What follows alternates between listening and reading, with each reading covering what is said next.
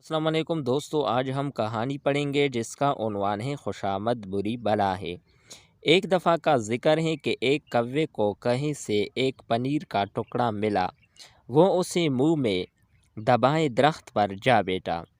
ابھی اس نے پنیر کھانا شروع ہی کیا تھا کہ ایک لومڑی کا ادھر سے گزر ہوا۔ لومڑی نے جب کوے کی منہ میں پنیر کا ٹکڑا دیکھا تو اس کی منہ میں پانی بھر آیا۔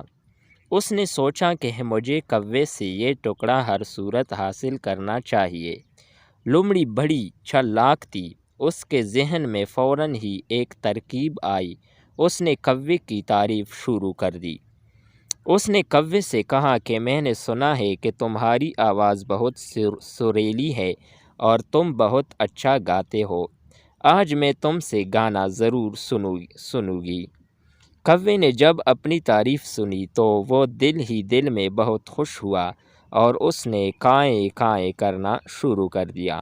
جیسے ہی اس کا منہ کھلا، پنیر کا ٹکڑا اس کی منہ سے زمین پر آ رہا۔ لومڑی نے جھپٹ کر پنیر کا ٹکڑا اٹھایا اور یہ کہتی ہوئی چلتی بنی کہ ابھی میں بہت تھکی ہوئی ہوں، پھر کبھی موقع ملا تو آپ کا گانا سنوں گی۔ کوے بیچارے کا منہ کھلے کا کھلا رہ گیا۔ نتیجہ سچ ہے، خوشامد کا نتیجہ ہمیشہ برا ہی ہوتا ہے۔ دوستو، امید کرتے ہیں کہ آپ کو یہ کہانی پسند آئی ہوگی۔